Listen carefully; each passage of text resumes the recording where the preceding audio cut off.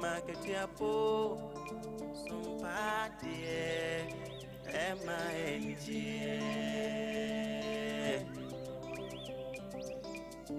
Bichimwa fidi ene to Sompa FM and TV Nebema weniji Eni aketiampa Nebema weniji o Sabra boy mo dajini Be natural suna udia unya Nebema weniji Aketiampa so kamu Ema aketiampa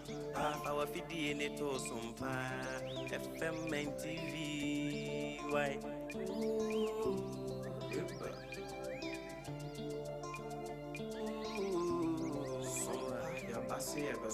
Yasin Sompa mani jeni akati apana unu warada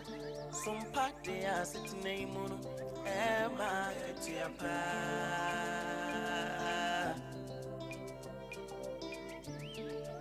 Ye no mai munsam makudia munsam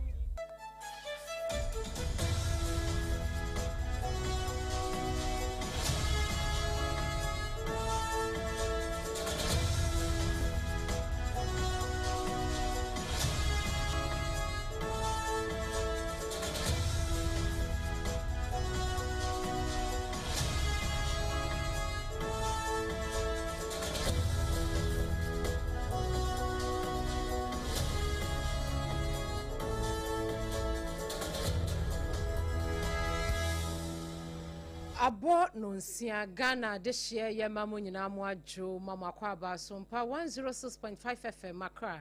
ensem yensem twerefo ensaso enekwasie enwumre na ofosi obosome ne de toso aduonu ensia sei no ya wosamufo pani esemu yidi dite yesi adwa ya ye de eba beso mo hya nenso se ensem a ubeti no enanwumre eye time heba mesha wonom enaso yasene enti yatiri di ya de ni nyina no enu ne yedi tu ase enti se fime anopheles mosquito waka memo afeita kwa Sompa 101.1 takwadi ya Sompa memo afeita kwa Sompa 101.1 takwadi ya Sompa 103.3 Tachiman aya Sompa 106.1 Sunyani ya Sompa 98.9 Enkranza Sompa 90.7 and Doma Sompa 101.3 Mankesim ne kwado aya Kingdom 106.1 afe Kanesh Urban Radio so fabi ewa Kaneshi edwa kese nim Doma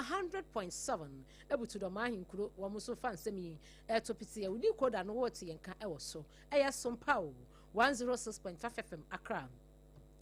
afei wotie yan ewo YouTube no so a eya Sompa FM live Facebook no so eya Sompa 106.5 FM Accra yesere woni die mu ada no ahie honom na wa like page no wa share ama foforo so anya bi ahwe wo adwenkyere bi a na wo de ato abribam ebobachire e de aso www.sompaonline.com website yesem for penny oru atabo atia dama wakuchire nsem nyina bon bedem kufu e de akogu anu mu abetumi akokenkan bi e wo poto kasemu na hyane so se ensem yi de edidi wontoa ene anwumre de ubeti bi ene sei KJB Asota SHS amani abeto pronso HRS enframa dempremju bia man homne so ama meka say school dan kro wo ho eyinsa enchansin dan wo so nyina ma nyame ne yada na se obia empra iyoko empanimfo abo amani a kire mu se wo mo akwa file for affidavit bi ewo Adantan High Court na ekire mu se owura bi a wadi Gabriel Tanko Kwamega atokpere wamu chiremu sa wani director simienu bi yendikre wamu wanted bia Ghana Port and Harbour Authority nso de ababa tujo chiremu sa jumedia ekoso awopon terminal no omo e de esi ho no mansa oba himaya wati adwaso ewo afrasini na afrasini no ewo ahafo no South West cross ni bedwane mu Asante Mantamu wo kyese akwan bone eku adehye ye betre so fro akopiemu awaye obi manso a na US eho na mekwa akogina ebeto odwa say US mampani yera Donald Trump enkrofo bi pese omje ne kra firi nsem ehun nsem bi aman homne so anwumre kase mu a yedi mu nkyeremu ebebremu abusuan 70 bi kan ye nim ho ena na anwumre yaboni bedemu ya yebetesemu sebesepa ni kwena hai ede asomo apesemaka de hye mimidin abena badu adepa kofi menembra nana opon checheku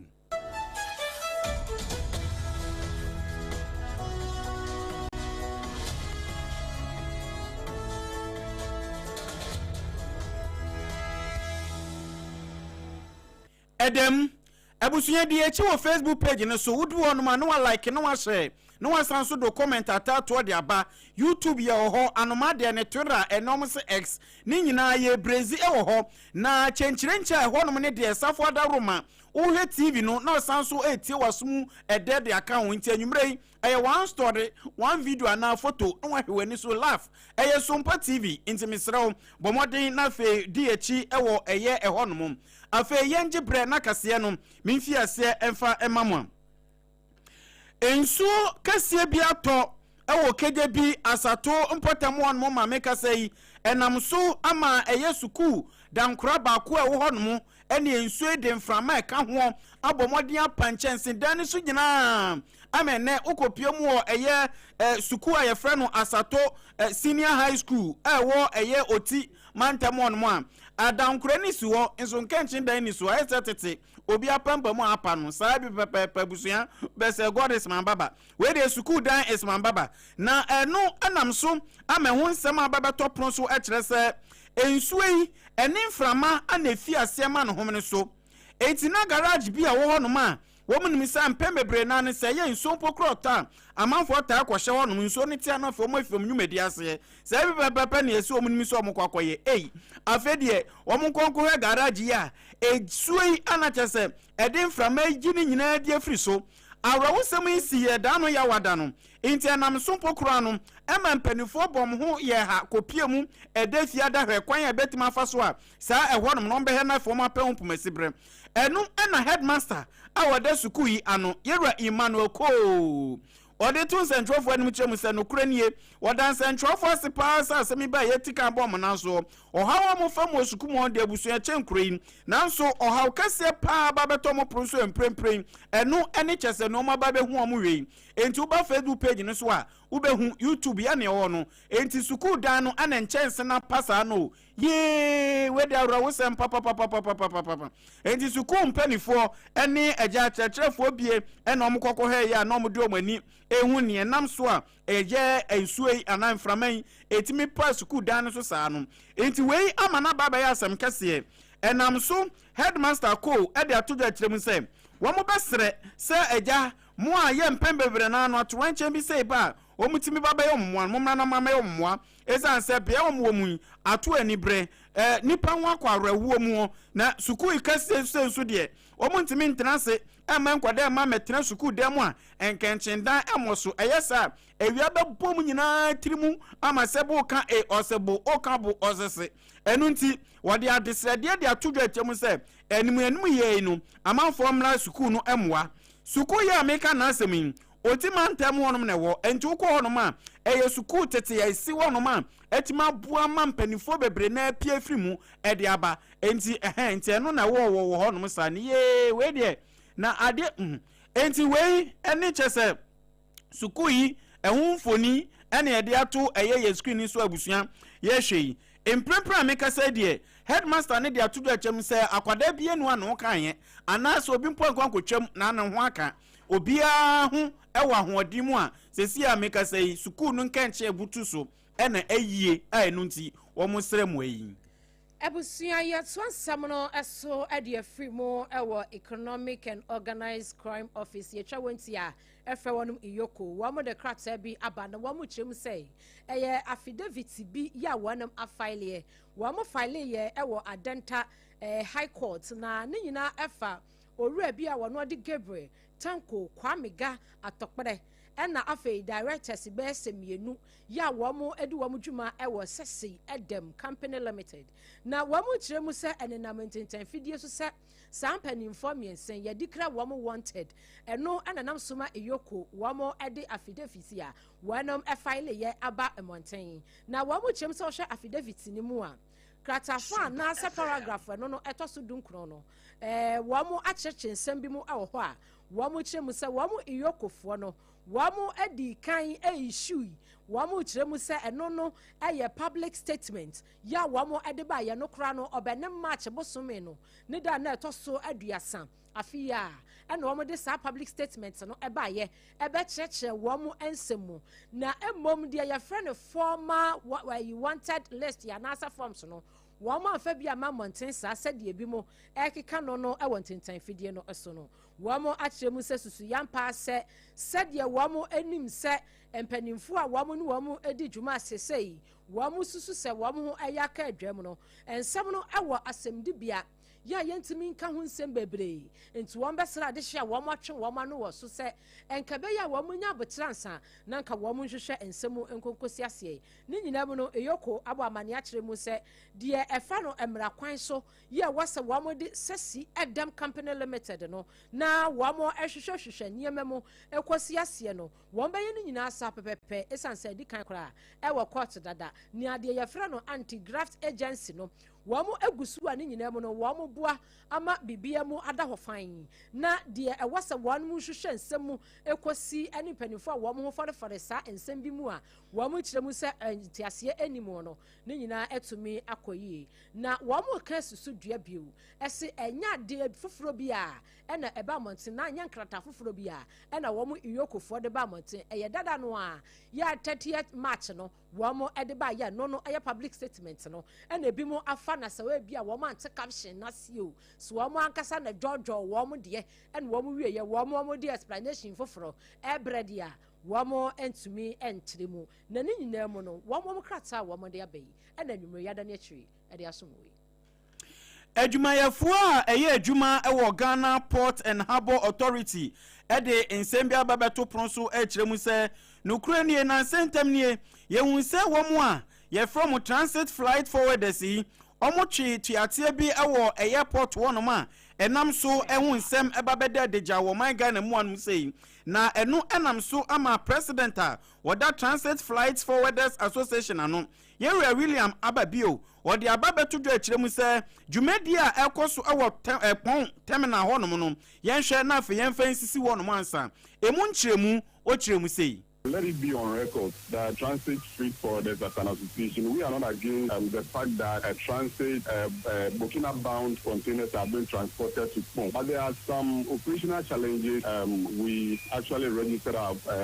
displeasure event I was seeing yesterday.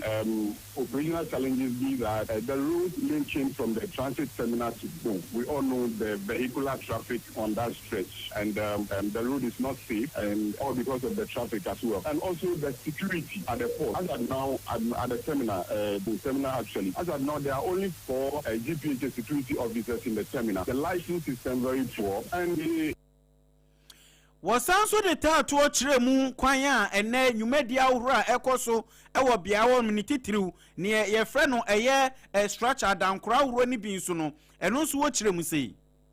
The major issue we raised actually yesterday was the fact that there are no provisions made for custom structures put in place for custom, and also ICOMs. You know, ICOMs may manage the system at the port, and they have e-tracking devices that are fixed to containers. So those devices track whichever containers, transit containers that are loaded at the port. They've not made provisions for custom and also shipping lines. You know, GPH, they don't own containers. Containers are owned by the shipping lines. They've not made provisions for the shipping lines, no provisions for revenue, and they are creating. Yɛwura William Ababio na busua yɛte nene no. Wɔ nsɛm foforɔ mu no ɔba ahema ya wɔ no wɔte adwa so ɛwɔ Afrasini na Afrasini no ɛwɔ Hafo no Southwest ekuro sini badwa no mu Asante Ematamo wɔne na de hye esanse panin sɛ ɔde hye anko a ya na akɔ adwa ne nti ɔda no atomo bi wɔ kasa kyerɛ mu sɛ mankranso ɛkɔ antempɔn no kwakosi Afrasini no ekwan ne nyanya ekwan boni na eku wo emfuturo eku wo esanse wia ne nya boya na emfuturo no ayekumon uhu ba bia ensuo so gu fam kakra pɛ na ateche eku wo timpanifo nhwe emeye kwan ne ma wo Kwai yes reno ala teria asate tia pansam chefes no kora yes na dawroma onsan twa na ni so mahwe kwa yesu mane sania yenya ayisu wa hayi kwano so be ka ho na say ye mu die e wo kom ha yes no a wo mwai e wo pan e kom die mu die se kwa ni nti ko be die no enko so ukọ baby kra na wo ba bedu man kran so e kwa ni nti ka so mfa wo ma se wa mpem moto bi wa nya praga bi a enya dia taxi fund wo be ba age se wo ko chinchin ko praga enkan ka e fiara ne brada di e ho sire ye papa e bo be no mienu ko dia ka dia ma ko so ko pe moto ni Sompa FM. moto ni kra no wan mu kirem se kwa na denchi enti no ekwan no enye adane manhole da woman hole enti no wa mo nhanya ma wo mo oba hema ya wo no wo afrasini na echan oyi akwan wo no ena ne na de hye edi nkomoi eno achi no ononyafo Abubakar Sadiq upiemu e won potem ho wo no ena esi aban na no enimu wa hye wo mo bo ese de ye frɛ ne mpuntunwuma wo de be bro ade hye no pa from anywhere and the band community because of your and a project I have visited call us one come over for the HT a church 1 year you know for us first than construction site see within this year yes I seen the whole fans about could be green projects in there ebe sample the research agenda near cost we have construction air cost for baby this year we introduce systems we did so the back say be there be ebe sample but member contractors now because we have the call especially the cheap company for what facing Kokusua Sabaha we share contract duration at the moment 4-5 months in the show say on BB at the mine commission ya hono ma director non community Onyonyafo Abubakar Sadiq nesi aban na nemo ewo ahafa no south west cross ni bedwane mu no so ene kasa ye ni kwakra mu no owura Philip Afriye wono na ye contractor opania wono wotua sa contract a empanimfo enam aban so ene DC so e de ama empanimfo ene pipe boho wamu ye bi afei wamu ene ayi wamu kire mu se wamu ne ma bi ene ye ni nyina wo mpotamo no wamu ye no opani ena etua sa adwumako no ano wono so ekasai yanko about 4 to 5 communities it be a classroom and it be a toilet facility compound to inclusive every classroom that people say should be a top notch. I was so impressed technically. I was so impressed and after make us and yamana so museum of man is in line with building specifications then we are see a team upon say down a better affable and yes you should contract we said already said you no at least say or comply with the directive it is so far the young of various sites including this site as a very impressive if you want to find there might be certain particular issues a delay a jumano but I think they also do their best to be a jumano umbrella asakwa na time here on Friday the so far so we are impressed with the work that they are doing. Owura Philip Afriye eye contractor wa mopania wotua wonemu ano ya wo mo ye adwuma no e wa hafo no south west nyina no eye impuntunwuma ya mpanimfo ahyase e na woni yensemtweni Ebenezer owusu ansakasai na osumafo kwame owusu enso atonkra de afisehwe wi oso de ababeto dwa akiremu se Mame Matilda Ejapon a wono no ye manager Edema Landscape and Community in Rainforest akasa ede atodwa akiremu se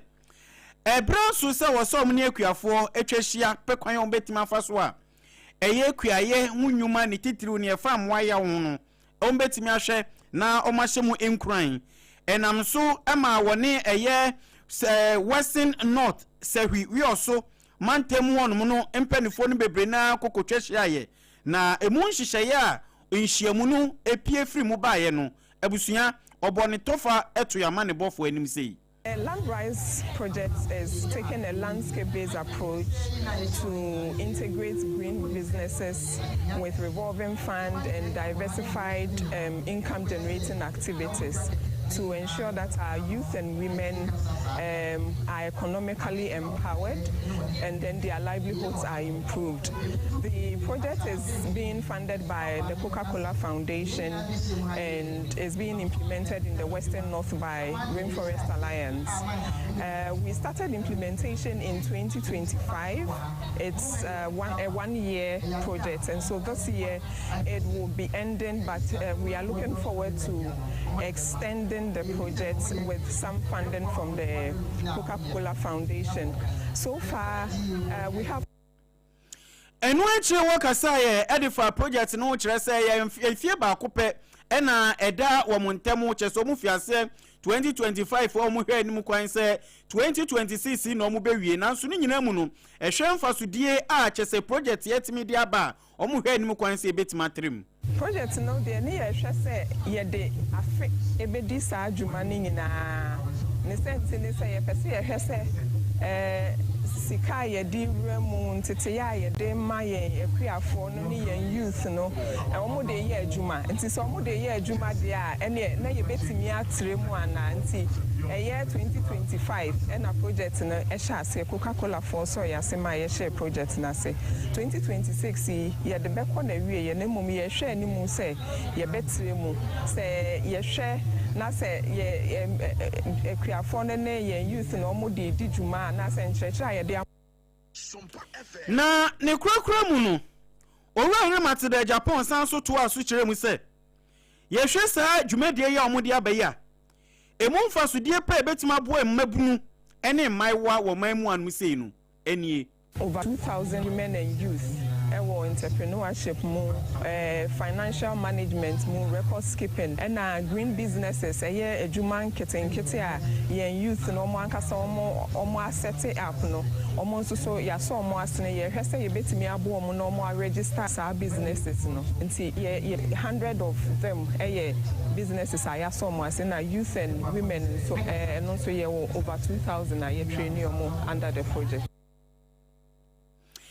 Na amaniye we nyina no osomafo Kwame Owusu awoto nkrafi sahwewi oso ena woto edemane yen Ebusia time heba Mr. Yatridi yade no eno ne yade to ase asotwe wo ho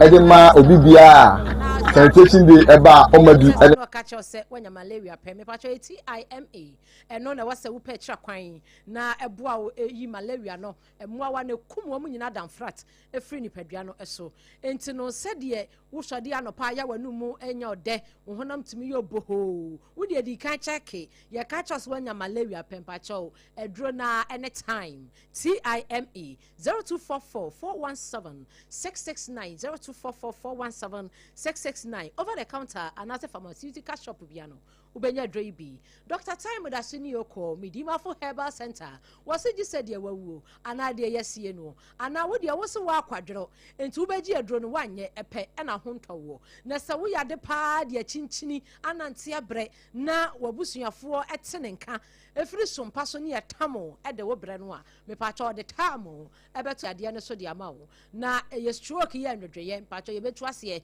emema mu prostate mu nsensam entena me yankwa katita sa na so mema ye no na atosini enti ya no akọ Dr. Tamoda so medima for herbal center na waboa wo awo no mopa bia ache munya bi ema ne mema ne nyina no itade mu pushi brems na ya do so dodo monkọ Dr. Tamoda so no omo am ya de bia wobeti ni se te tamo eno ode eto so enti no frɛ 0244 774 282 ana 0500 727215 pokwa se mayira won kan ha Dr. Tamoda so se bra no ma yade na nyira kumase ebuo kwa gogo ko na oma yade no enwane na mro mimika wonom elda menti ene ya binsemi ye kwa wie kase no ewo bi man so